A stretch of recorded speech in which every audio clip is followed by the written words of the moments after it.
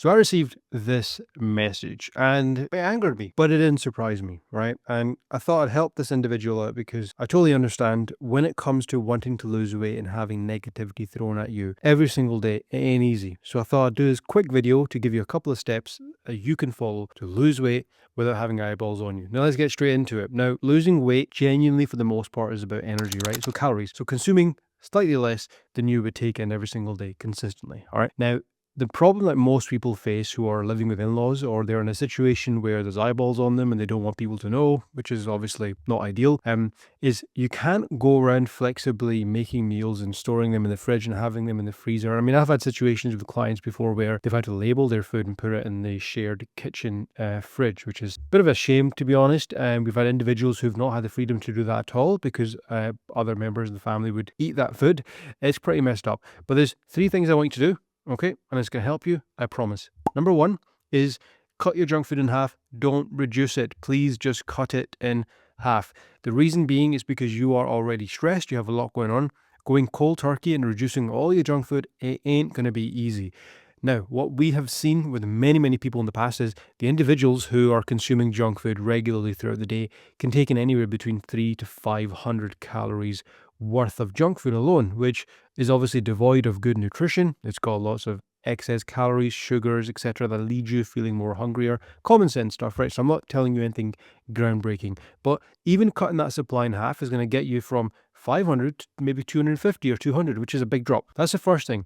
The second thing is anytime you see any vegetables around the house, just consume them a bit more. I'm not going to tell you to increase your protein because that can sometimes be a bit difficult for a lot of people, but vegetables, there's always some veggies lying around, fruits as well. Anytime you see those foods, have unlimited amounts of them. Sounds crazy, but here's why. No one ever gained weight overeating on fruit. It just doesn't happen. No one gained weight overeating vegetables. It just doesn't happen. That's because fiber is present in these foods and it's very hard to overeat on. So fruits and vegetables, as you see them, overconsume on them. Maybe not dates and mangoes because those are pretty high in calories, but everything else, go for it. And number 3, probably the most important one, is take every opportunity you can to move around and walk around. Now, those 3 things I've told you are free. They're simple. Well, not exactly free because you need to purchase the foods, but they're very simple and they don't require a lot of headache. I mean, the barrier to entry for all of them is pretty much non-existent, okay? Now, movement is going to be king for the third one. So move as much as you can. Don't exercise. Don't do 100 squats every time before you go to bed. Don't follow Chloe Ting workouts. I don't know whether she's still around. None of that stuff. Just look at any opportunity that you get in the week, in the day to move. Take that opportunity. So let me break it down for you. First thing you've done is you've reduced your junk food. That's potentially 200 to 300 calories potentially reduced. The second thing is eating lots of fruits and veggies. You're adding fiber to your foods. You're adding volume. I'm sure you've heard of the phrase volume eating, which is a bit of a fad. I mean, because there's nothing really groundbreaking about it, but it works because you're filling your stomach with, high volume, low calorie foods. And then number 3, you're walking and you're moving as much as possible. Nothing else, okay? You don't have to worry about any thermogenics or any special workouts or protein powders or anything. What you've done is you've created an environment in the body where you're not going to keep feeding fat cells by taking in excess calories.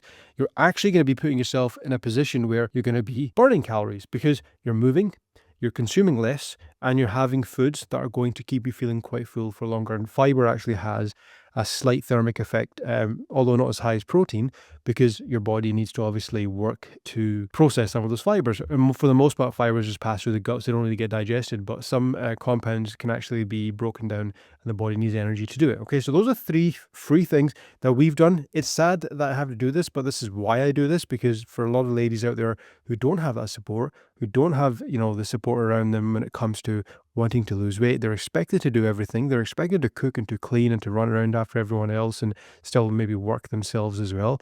And they don't really have that luxury, which is a shame, luxury of being able to go in the kitchen, make themselves a good meal with the eyeballs being on them. But for a lot of people, just doing those 3 things can build a hell of a lot of confidence. And it's what we've done with clients. In fact, we're doing it at the moment with a few people who are in that position, sadly. So I'm saying to them, let's not worry. I'm not going to tell you to go and fight back against everyone. Let's work with what we can work. And those 3 are very simple, easy things that anyone can follow to get results, because at the end of the day, whether people want to believe it or not, it is not up for debate. Weight loss is a game of calories for the most part. Food quality comes into it as well, but for the most part, calories does matter when it comes to weight loss. It's just about managing it in a way that's sustainable for you. So there you go. I just wanted to hop on and answer this because it was nagging at me. I did get this a while ago, but I thought I should cover it now because it triggered me for some reason because I got another message similar to this, but I just wanted to share things. I'm not going to obviously create a space where I'm going to bash your in-laws. I just want to share with you what you can do so that you don't make the situation any more worse. And I promise you, when you start to lose weight,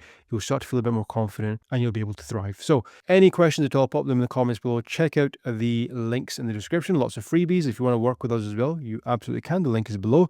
And do like this video and subscribe if you found any value in it. And I'll see you guys in the next video.